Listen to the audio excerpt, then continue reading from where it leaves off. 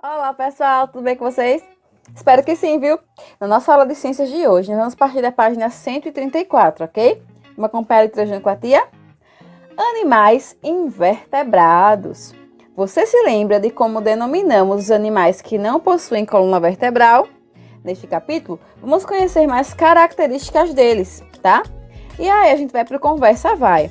Observe as imagens de abertura deste capítulo, que mostram alguns seres vivos no mar.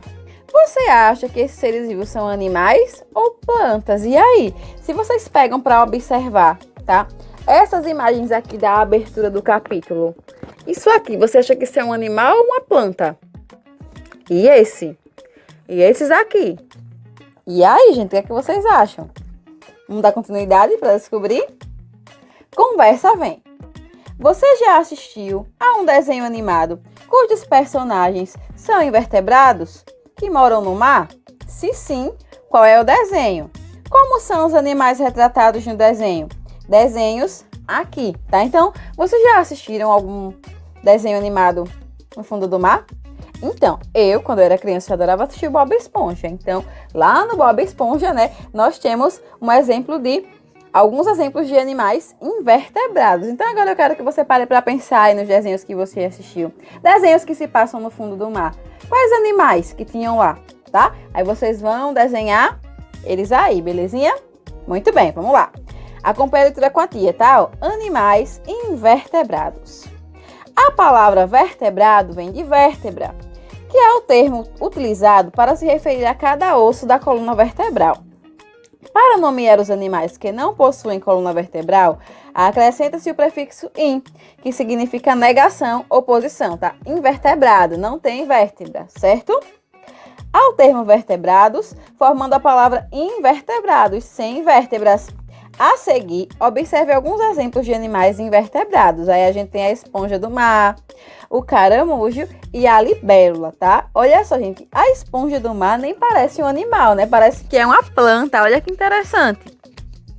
Para facilitar o estudo, os animais invertebrados são organizados em diferentes grupos, os quais estudaremos ao longo deste capítulo. O primeiro grupo que conheceremos é o dos políferos, tá? Então, nome estranho, né? Por que será políferos? Então, vamos estudar um pouquinho sobre os políferos, tá? Acompanhe a leitura com a tia. Os políferos são animais aquáticos, ou seja, eles vivem na água, né? Conhecidos como esponjas. Embora a maioria deles vive em ambiente marinho, também podemos encontrá-los em ambientes de água doce.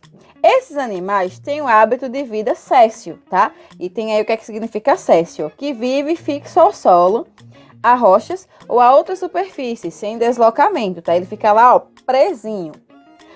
O corpo dos políferos. Os políferos têm um corpo simples, que apresenta muitos poros ou pequenos orifícios. É essa característica que dá nome ao grupo. Políferos é igual animais com poros, tá? Ó, que é esses furinhos que nós temos na pele. Nós também temos poros. Se você olhar bem de pertinho, né, onde sai o pelo, tem uns furinhos, tá? São os poros, ok, gente? É por isso que muitas vezes são chamados também de esponjas do mar. Observe esses poros na imagem a seguir. É pelos poros que a água entra no corpo desses animais, tá? E aí na imagem, vocês podem visualizar os poros, né? Em zoom, certo? Desses animais aqui, das esponjas, tá? Por isso que eles são chamados de esponja, né? Que a esponja que a gente tem em casa, ela também é cheia de furinho e absorve água, certo? As esponjas do mar filtram a água e por isso são chamadas de animais filtradores. A água entra pelos poros da esponja do mar e sai por uma abertura na parte de cima do corpo dela, né? E aí a gente tem imagens, né, das esponjas do mar fixas no fundo do mar e outra imagem mostrando como é, né, a estrutura dessa esponja e como é que ela faz, certo? Para absorver a água, filtrar e soltar ela pela parte de cima, ok? Vamos lá. Próxima página. Esse eu cientista, gente, nós não vamos realizar, tá? Nós vamos deixar ele em off, ok? E em outro momento a gente realiza, beleza? Vamos passar para a página 139, ok? Vamos lá, ó. Para saber mais, 7 razões do porquê as esponjas do mar são animais muito legais. Olha só, esponjas foram os primeiros animais na Terra. Um novo estudo sugere que as esponjas existem há pelo menos 640 milhões de anos, ou seja, 400 milhões de anos antes dos dinossauros e 100 milhões de anos antes de qualquer outro animal. Algumas são gigantes enormes.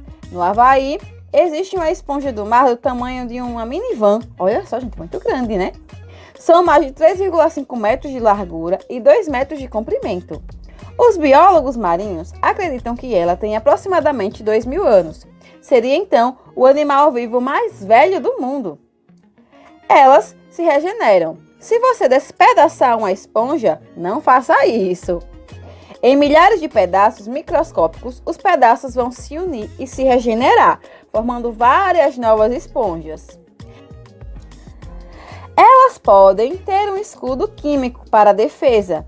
Imagine o quão difícil é se defender sem se locomover, né? Ela está ali paradinha, então alguém vem, faz mal a ela, né? O que ela vai fazer? Né? O que a esponja vai fazer? Por isso, há um tipo de esponja que desenvolveu um escudo químico. Ela é conhecida pelo engraçado nome de crambe-crambe e é capaz de criar um grande círculo químico para afastar os predadores, tá? Olha só que interessante, gente, né? Os animais, todos eles aprendem a se defender de uma forma ou de outra, tá? Pronto, finalizamos, certo? Os políferos, tá? Que são as esponjas do mar. E agora nós vamos para os cnidários. Vamos lá ver o que é cnidários? Os cnidários também são animais aquáticos e a maioria vive no ambiente marinho. Nesse grupo, existem tanto os animais de vida séssil quanto animais de vida livre, tá? Os que se locomovem. Os cnidários são representados pelas anêmonas do mar, pelas águas-vivas, pelas caravelas e pelos corais. Na imagem ao lado, há 2 peixes palhaços abrigados entre as estruturas de um cnidário. Você sabe o nome desse cnidário? Onde os peixes palhaços se abrigam? E aí, vocês sabem o nome dele? Vamos ver? O corpo dos cnidários. Ao longo da vida, a maioria dos cnidários pode apresentar 2 fases e seu corpo é diferente em cada uma delas. A fase de medusa, em que o animal é livre e pode nadar, e a fase de pólipo, em que é séssil, em que ele fica paradinho, tá? Apesar de apresentarem formas diferentes, os pólipos e as medusas têm estruturas em comum. A boca, que também funciona como ânus, e os tentáculos, que servem para a defesa e captura de alimentos. Como os cnidários se alimentam de outros animais, eles são chamados de carnívoros. Observe a seguir diferentes exemplos de cada forma de vida dos cnidários, tá? E nós temos aí os sésseis, que são os paradinhos, né? Na imagem A e B, ó, as anêmonas e os corais são exemplos de cnidários sésseis, tá? Que eles ficam lá paradinhos. E nós temos os exemplos de os livres, tá? Que é aí as águas-vivas e as caravelas, tá? Vocês podem observar na imagenzinha aí do livro, certinho? Muito bem, vamos lá. Os cnidários possuem células especiais que liberam uma substância urticante para paralisar sua presa. Essas células são chamadas de cnidócitos, tá? E estão em maior quantidade nos tentáculos desses animais. Quando entra em contato com a nossa pele, essa substância pode causar queimaduras, tá? E temos aí o significado de urticante, que produz sensação de queimação e ardência, tá? É o método de defesa deles, gente, tá? E aí nós temos a representação de um cnidócito, tá? Para saber mais, leia o texto a seguir para saber o que fazer em caso de acidentes causados pelo contato dos cnidócitos de águas-vivas com a pele das pessoas. E às vezes as pessoas estão lá no mar, né? E do nada recebem uma queimadura de um desses animais, tá? Então aí tem o que fazer. Vamos ler, ó. Queimaduras por águas-vivas têm redução de 95% no litoral do Paraná neste verão. Olha só.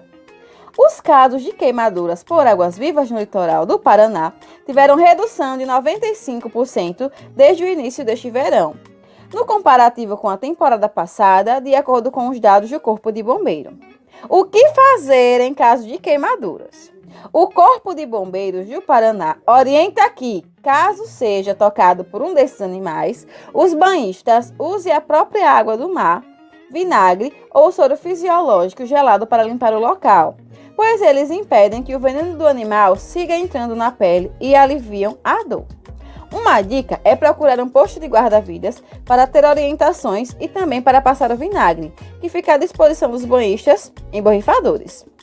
Em casos de pessoas com alguma predisposição alérgica que apresentarem dores pelo corpo, mal-estar ou vômito, é preciso ficar atento e buscar atendimento médico imediatamente.